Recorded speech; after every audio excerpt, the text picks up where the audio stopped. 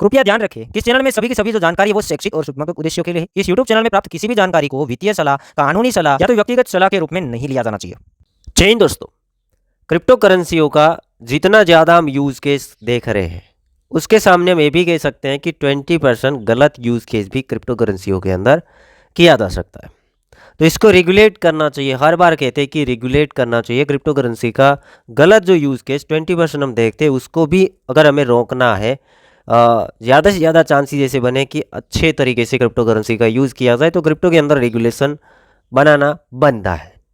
तो इंडिया की तरफ से फिर से हमारे सामने क्रिप्टो रिलेटेड भी न्यूज़ आ रही है और एक न्यूज़ ये भी आप देख रहे होंगे, जम्मू कश्मीर के अंदर एक पाकिस्तानियों ने आतंकी हमला किया, उसके बारे में भी आप सुन रहे होंगे।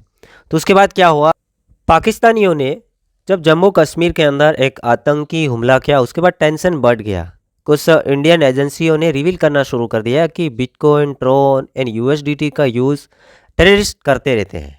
मतलब इसके अंदर अगर रेगुलेशन नहीं आया तो ऐसे काम करने के लिए इसका गलत यूज़ भी किया जा सकता है। ड्रग्स, रिंग्स के लिए भी यूज़ किया जाता है, साइबर क्राइम के लिए यूज़ किया जाता है, मनी लॉन्ड्रिंग करने के लिए यूज़ किया जाता है। वीपीएन की मदद से मनी लॉन्ड्रिंग वगैरह कर देते हैं, फेक अकाउंट बना के क्रिप्टो प्लेटफॉर्म के अंदर फंड्स को इधर उधर करते हैं। मतलब गलत यूज़ केस के लिए।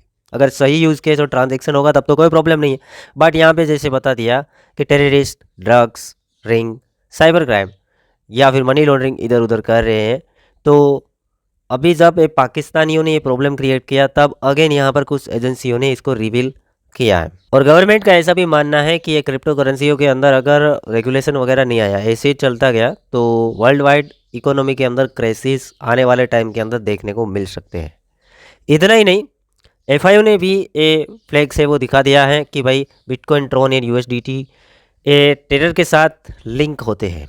मतलब जहाँ पे टेररिस्ट अटैक वगैरह वगैरह जो होता है वहाँ पर ये बिटकॉइन का भी यूज़ करते हैं, ट्रोन का भी यूज़ करते हैं, यूएसडीटी का भी यूज़ करते हैं। क्योंकि ये डिसेंट्रलाइज है तो यूज़ वो गलत तरीके से भी कर रहे हैं। तो इसके अंदर अगर रेगुलेशन आएगा तो ये प्रॉब्लम क्रिएट नहीं होएंगे। ऐसे बिटकॉइन गलत नहीं है, ट्रोन भी गलत नहीं है, यूएसडीटी भी गलत नहीं है, बट यूज़ करने वाला गलत है। आसानी से यूज़ किया जा सकता है। मतलब बिटकॉइन थोड़ी ना कह रहा है कि आप ट्रांसफ़र करो मुझे, आप गलत तरीके से मेरा यूज़ करो।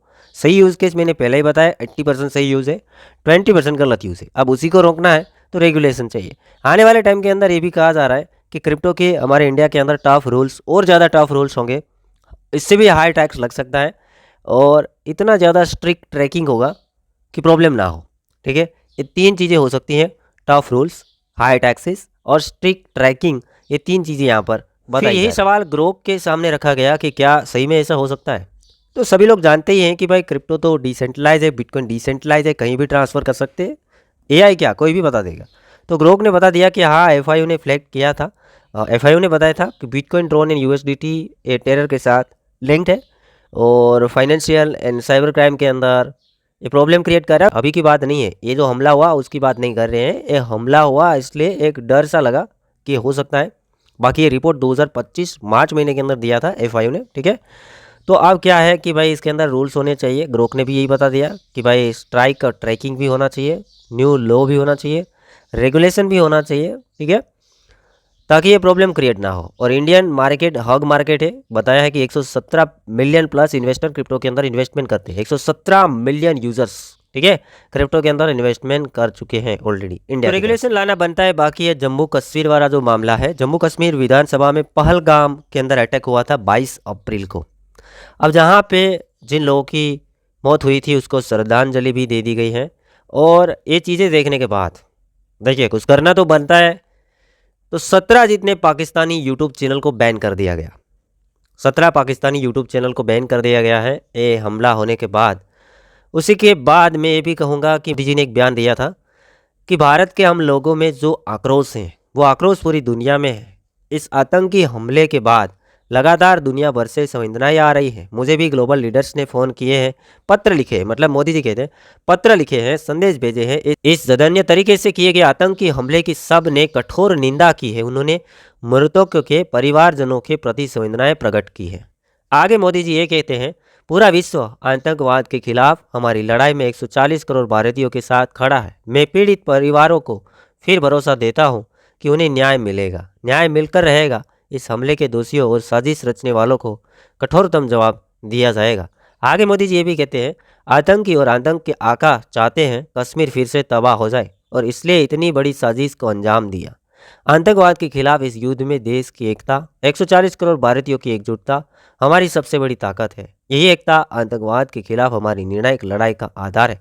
आगे मोदी जी ये कहते हैं, हमें देश के सामने आई इस चुनौती का सामना करने के लिए अपने संकल्पों को मजबूत करना है। हमें एक राष्ट्र के रूप में दृढ़ इस शक्ति का प्रदर्शन करना है। आज दुनिया देख रही है, इस आतंकी हमले के बाद पूरा देश एक स्वर में बोल रहा है। तो ये बयान मोदी जी ने दिया है, ठीक है। बाकी जम्मू कश्मीर विधानसभा में पहलगाम अटैक, मृतकों को श्रद्धांजलि विधानसभा के अंदर दी है, जो कि पहलगाम के अंदर अटैक हुआ था जम्मू कश्मीर के अंदर, ठीक है। और ये पाकिस्तान से ये आतंकी जो है वो ऑपरेट हो रहे थे, मतलब पाकिस्तान से ऑपरेट किया जा रहा था। तो काफ़ी ठिकानों के ऊपर पुलिस ने रेड भी लगाई कि भाई ऑपरेट कहाँ से हो रहा है, लोकेशन ट्रैक करके वो चीज़ें भी देखी गई। और इसके अलावा 26 जितने टूरिस्ट की मौत हुई है इस हमले के अंदर, ठीक है। और ये मौत के बाद जम्मू कश्मीर के अंदर 10 आतंकवादियों के घरों को ब्लास्ट कर दिया। आतंकवादियों के घर थे जम्मू कश्मीर के अंदर, ट्रैक किया और उसके बाद उसको ब्लास्ट कर दिया गया है, ठीक है। बाकी न्यूज़ आप लोग देख ही रहे होंगे।